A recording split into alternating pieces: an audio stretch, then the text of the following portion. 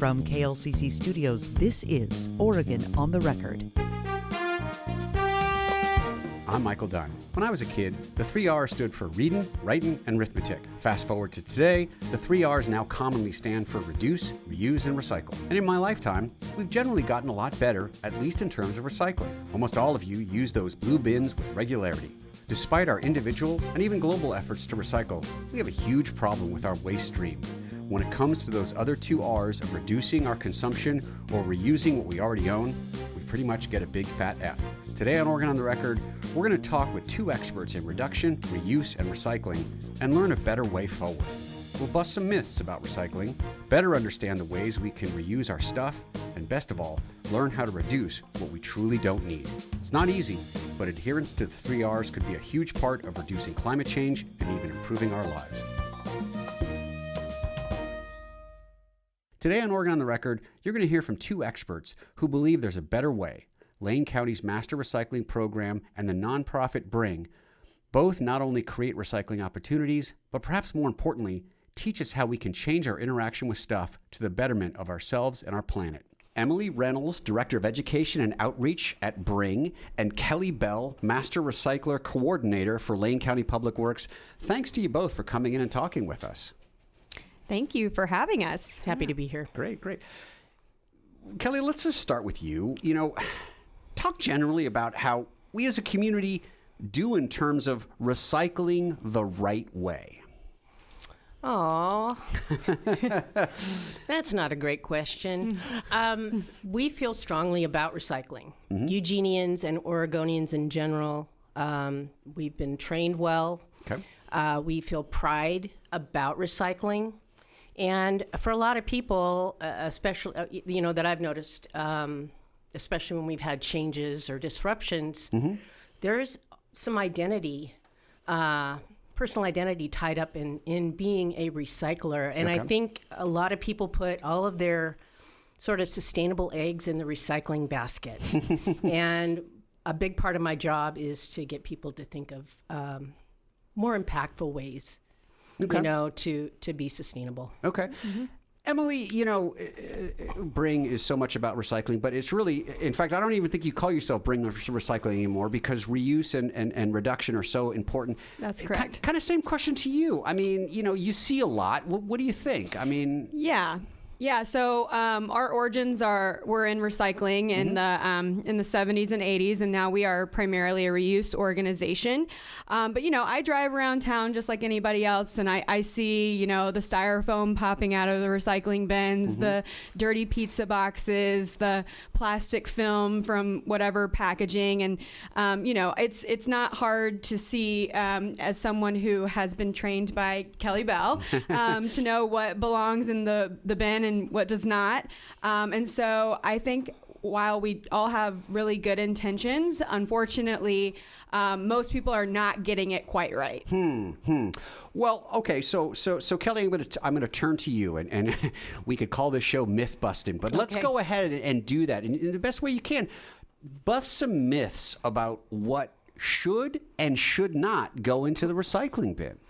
So the green triangle or the triangle, sure, the chasing arrows usually has a number in it, mm-hmm. and it's mostly associated with plastic packaging. Okay. People associate that number with recyclability incorrectly. Something that has a chasing arrow and a number doesn't tell you that is recyclable, and certainly not in your own community. All it's telling you is the base resin type, the category of plastic that it is. That's all the information that's giving you. You need a lot more information in order to determine if something that you have in your hand that has arrows and a number is recyclable in your community or not. Yeah. That's one of the big ones. Yeah. Yeah, and unfortunately, I mean, we see it all over all types of packaging, mostly plastic, like Kelly said, but that symbol is not regulated from the top down. Producers or manufacturers of our stuff can sort of put it on their packaging willy-nilly. Yeah. A trusted source. And actually, Emily, I think you're being a little generous when you say producers put that symbol on willy-nilly. People are fighting tooth and nail to make sure their packaging stays on the statewide recycling list. And there's a lot of now corporate identity tied up in recyclability of packaging, and there's a lot of greenwashing as a result. Yeah, I'm going to get to those terms in a second. I want to make a quick reminder to our listeners. We're talking about recycling and our waste stream with Emily Reynolds of Bring and Kelly Bell, who's the Master Recycler Coordinator at Lane County Public Works. You brought up a term, and I want to talk about two terms: greenwashing and wish cycling. And whoever wants to take that, define those for people who may not know.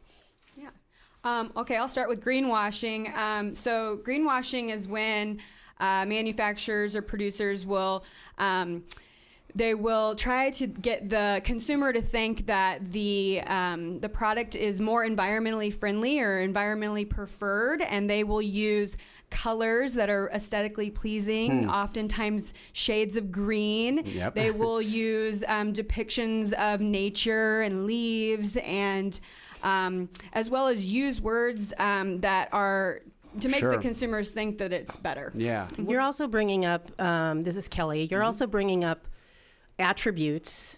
This is something we talk about in the industry a lot, attributes versus impact. So when you're thinking about compostable, okay, so compostable, that's an attribute. Okay. That is something that that product will do, presumably. But what is the impact of producing that compostable item?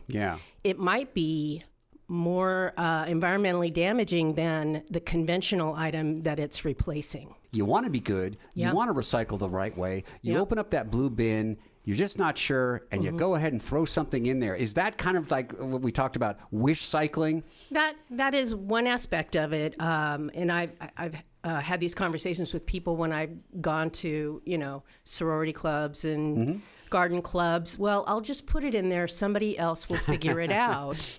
And you can take that to some dangerous extremes and actually, again, not wanting to shame anybody, but when you put things that are incredibly inappropriate in a recycle bin, such as used clothing, it can actually damage the recyclability of everything else that's in there, because that used clothing or anything stringy, plastic bags even will wrap around string lights. Holiday string lights. A good one. Will wrap around equipment, and then the things that we're trying to recycle won't fall into the proper places, and then they will end up as contamination at a paper plant if it's plastic, or contamination as plastic if it's at a paper, vice versa. So wish cycling, there are some real challenges with it, and fortunately in Oregon, the companies that do this work of it's called separation technology, are really coming on board with some really high tech stuff to help with that, but they can't get it all. Sure. I think that's kind of one of those, going back to sort of the myth busting, I think that's kind of one of those things that really you have to stop and put some thought to. Like, we commingle materials. We put the plastic, the paper, the metal together in our commingled recycling bin.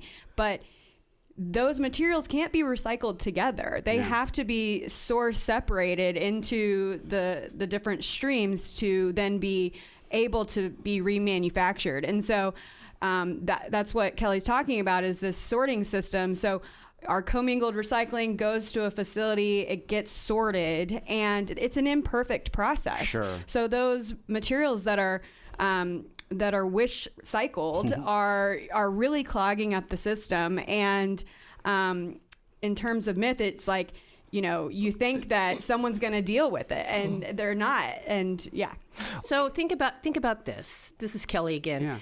Think about a bag of shredded paper, which is paper. Paper is infinitely recyclable. Or think about styrofoam, and you know what styrofoam is. It's lots of bubbles, all stuck together. And think about those two items going through equipment in like a planing mill or a lumber mill. Because that is the foundation of that MRF equipment. In fact, a local company, BHS, I think they started out doing mill equipment, and now they do separation technology. So if you throw that block of styrofoam into a setting like that, or a bag of shredded paper, what do you think is going to happen to it? I'm not sure. It's going to be gross, and that's, Okay.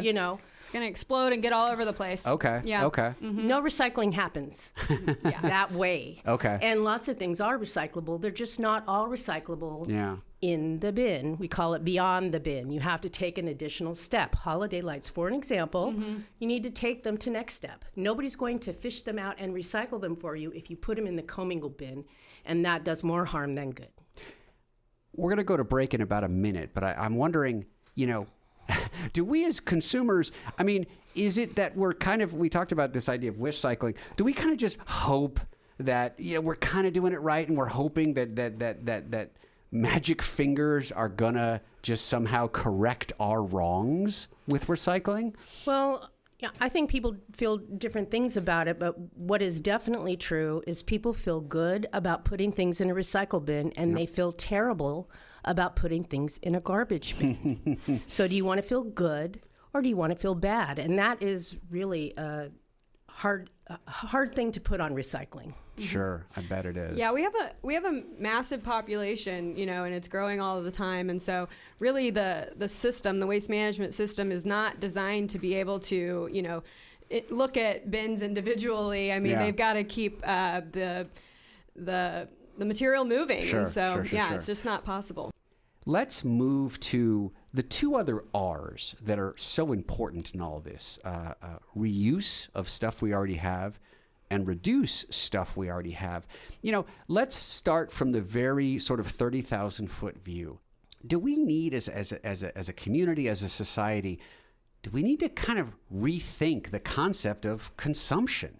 Yeah, it's a massive important question that we should be asking ourselves. And I think, we've been living in this linear system, right? The take, make, waste. And so everything that we purchase, it represents massive amounts of natural resources and upstream impacts. So at Bring and at Lane County Waste Management, we talk a lot about, creating a circular economy and for products to be designed to be recycled and composted. But really, I mean, we need to really think about the products that we're purchasing and how when we choose to not purchase a product, it eliminates, the need for those natural resources. It prevents pollution. It reduces waste. So it's usually the preferred. That's why it's the preferred option. Yeah. And we talked about packaging earlier, but really the most impactful thing is what's in the packaging. Whether it's a television or a salad. People get tied up in knots about what to do with the packaging, which is the thing that they didn't want. Yeah. And maybe less thought is put into the television or the salad. Yeah. Let's jump back for just a second, because I know they sound self-explanatory, but maybe they're not. And whoever wants to take this on, define reduce and reuse in a very practical standpoint as a consumer. I have leftovers that I brought to work. It's leftover dinner that's going to be my lunch. Okay. And if I had not been so busy, part of it would have been my breakfast. Okay. So that is a way that I reduce leftovers. And I don't know if I've trained myself, but I particularly enjoy leftovers, and I even enjoy them cold. So if you are reducing food waste, if you are composting less because more is being consumed and less extra food or wasteful food is being purchased, that is, I think, more of an environmental hero than someone who is working hard to figure out the number system for recycling. Yeah, so we, at Bring, and through partnership with Lane County Waste Management, we teach K-12 students across Lane County about the R's. And so when we are talking to students, to put it in simplest forms, reuse is taking a product and using it more than once. And recirculating it somehow. Maybe you're going to be using a product as it was originally designed, or maybe you're going to change it to make it more useful to you. And reduce, I really just explain as just choosing not to purchase, choosing not to take, So, if I'm at a track meet or a race or an event or something, and I say, oh, I don't need that free marketing t-shirt or that free marketing pin that you want to give me, that's reducing. And so that's creating less of a demand for things that, are just going to sit in your pile of things you don't need and don't want anyways. Yeah. A quick reminder for listeners, we're talking about recycling and our waste stream with Emily Reynolds of Bring and Kelly Bell from Lane County Public Works. Okay. I have a cell phone that has a charger, and it's a different charger than the cell phone I had, 2 years ago. And oh, by the way, I've got a drawer full of electronic ancillary stuff that doesn't fit. I mean, talk about, it seems like we're still in a society that kind of has this highbrow term, forced obsolescence. How do we deal with, especially with electronic waste and the fact that, we are fighting against companies that want to sell us more stuff. And so the idea of changing a port on an electronic piece of equipment is a great way to get someone to go out and buy a new cable or something like that. I mean, how do we deal with all that? Well, I think you wanted to talk about reframing and rethinking ourselves as consumers. Yeah. And I think that is key. Okay. I want to think of myself as a citizen and a community member as opposed to being a consumer. Okay. And as a resident, as a citizen, as a community member, as a family member, when I'm choosing something, whether it's new or used, the values attached to all those roles are what go through my mind. Okay. So I have a personal challenge. I keep my cell phone absolutely as long as I can. I change out the battery. I change the screen protectors. I always, get a really hardened one. And when I need electronic bits like a remote, like a camera, if my laptop doesn't have a camera, I go to Next Step. And because there's all kinds of stuff there. And the things that you have in your drawer, they're not going to get better with age. The sooner that you get those to Next Step, the sooner they can be put in the hands of someone either through a technology grant or through sale, which benefits Next Step, and people are purchasing at a lower price, and keeping that material moving along or recycling it. Okay. For the value, for the recycled value. Yeah. But if there was more standardization. If there was only one kind of port, that would be great. That would be awesome. Yeah. If things were easier to fix, there are a lot of legislation attempts to make that the case for things like cell phones and tractors. As a matter of fact, if things were longer lasting, I don't know if you had one of these. I had a Virgin phone. Okay. A brick phone, they called it. And it would be working today if all of this stuff in the air all was the same, but it's not. The very first thing we make is solid state and awesome. The very first light bulb is still shining. But over time, these things get cheapened. Yeah. And this whole thing about computers aging at 3 months is just criminal. It is. I'm actually having that problem right now. It's like I talked about maybe replacing my desktop, and all of a sudden it's starting to act funky in front of me. So it's kind of, it comes at the worst times. But I would say, it's really incumbent on us as consumers and purchasers of products to do research on companies and see if these companies and manufacturers align with your values, and do they have recycling programs? Do they have take back programs? Are they mining for precious minerals to make their products in a responsible way? Like, those are all aspects that unfortunately are our responsibility to take on. We're getting close to the end. We got about 2 minutes left. So I'm going to ask you each a question. Do your best to answer briefly. But, when I was a kid, recycling was new. And so you could say it's a success because, like, when I was a little kid, there wasn't recycling, and then it sort of happened. So that happened. What are, maybe one thing each you could say you'd love to see more people reduce by doing X? And I'll start with Kelly. What do you think would be a great sort of maybe even a New Year's resolution to do this year? Food. Okay. Absolutely food. Really? I will mirror that. And Really? 40% of the food we produce in the United States is not consumed by humans.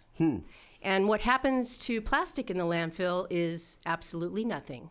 What happens to food in the landfill is it creates methane, which is a very potent greenhouse gas.